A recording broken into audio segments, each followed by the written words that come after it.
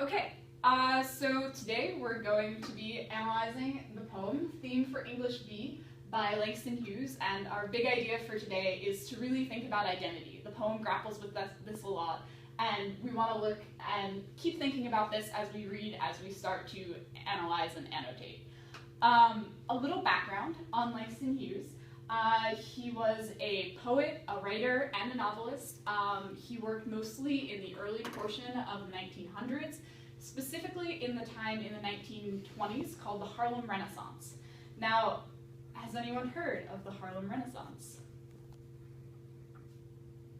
All right.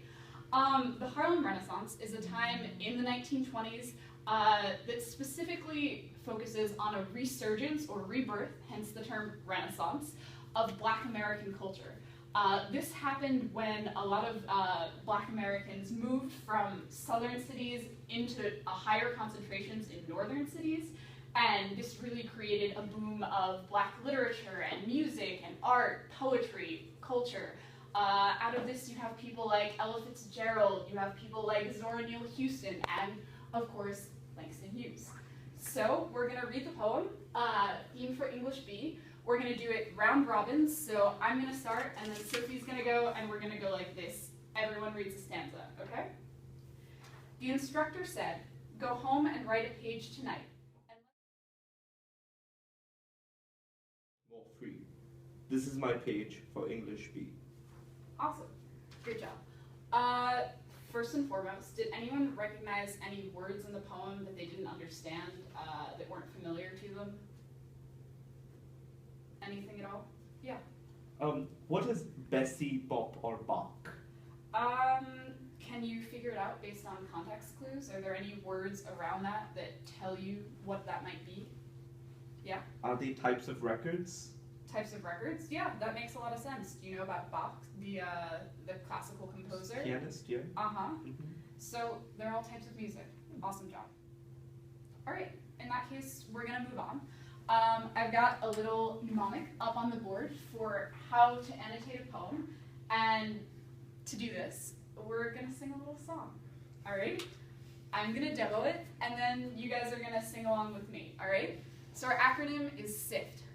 Sound, imagery, figurative, language, tone, and theme. Sound, imagery, figurative, language, tone, and theme. Sound, imagery, figurative, language, tone, and theme. Stop. See.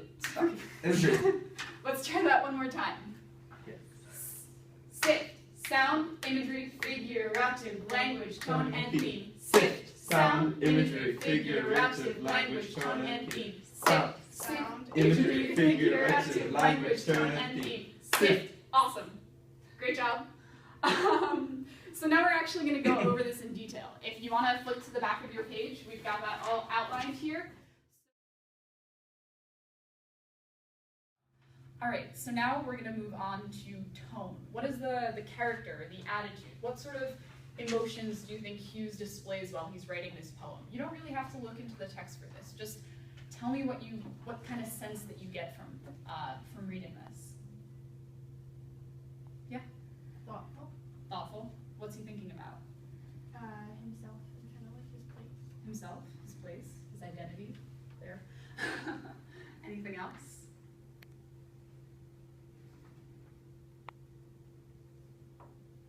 Yeah.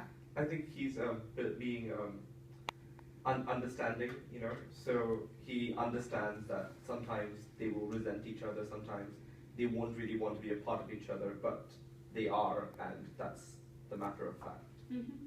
Yeah, I like that. I think he's definitely being very introspective here. He's looking inside of himself, he's looking at his world, his perceptions, and he's trying to think about how that relates when he's defining himself.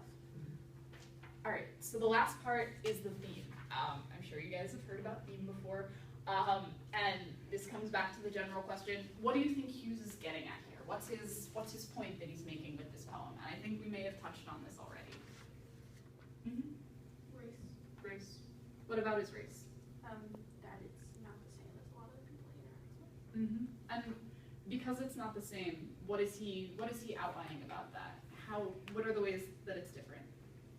Well, I mean, I was more going to mention that, like, he's, like, it's kind of part of his identity. He's kind of like, that's part of who I am. That makes me different